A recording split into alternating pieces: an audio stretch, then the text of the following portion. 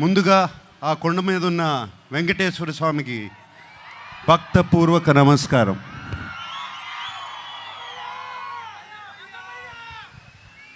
ఆయన మనందరినీ చల్లగా చూడాలి. అలాగే అక్కినేని అభిమానులందరికీ నమస్కారం. అలాగే ప్రేక్షక దేవుళ్ళందరికీ నమస్కారం.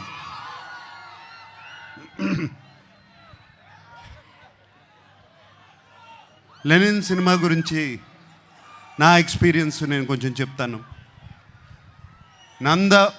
నందు మురళీ కిషోర్ ఫస్ట్ కథ చెప్పడానికి నా దగ్గరకు వచ్చినప్పుడు ఇది శ్రీరామాపురంలో జరిగే కథ అని చెప్పారు. శ్రీరామాపురం అంటే మా నాన్నగారు పుట్టిన ఊరు. ఏమండి అది కృష్ణా జిల్లా కాదు, చిత్తూరులో అని చెప్పారు. బట్ ఆ శ్రీరామాపురం అనగానే నాకు ఒక సెంటిమెంట్. ఆ సెంటిమెంట్తో సరే నందు ప్లీజ్ కథ చెప్పు అన్నాను. నందు కథ చెప్తూ మొదలుపెట్టాడు. అండ్ చాలా చాలా ఇంట్రెస్టింగ్గా ఉంది. రకరకాల క్యారెక్టర్స్, డిమెన్షన్స్ రకరకాలుగా ఉన్నాయి. అండ్ దాంట్లో ఉన్న ట్విస్ట్లు మీరు ఎంత అనుకున్నా కూడా ఊహించలేరు. సెకండ్ హాఫ్లో వచ్చే ట్విస్ట్లు. లెనిన్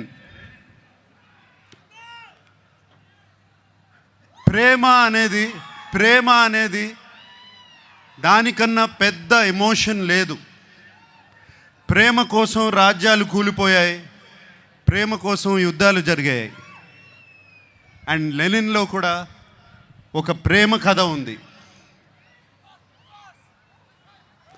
అండ్ అఖిల్ ఈ కథలో ఎలా చేశాడు, ఎలా ఉన్నాడు అనేది తర్వాత చెప్తాను. బట్ అఖిల్ గురించి చెప్పే ముందు నేను చాలామంది గురించి చెప్పాలి. మా భాగ్యశ్రీ, ఆ అమ్మాయి కోసం, భారతి కోసం ఎన్ని యుద్ధాలైనా చేయొచ్చు. అంత బాగుంది, అంత బాగా చేసింది. Bharathi is the heartbeat of Lenin. అలాగే మా శివాజీ ఎప్పటి నుంచి కాదు, ఎప్పటి నుంచో తెలుసు. మా అన్నపూర్ణ స్టూడియోస్ నుంచే పుట్టుకొచ్చాడు శివాజీ. అండ్ నాతో ఒక బిగ్ బాస్ సీజన్లో కూడా ఉన్నాడు.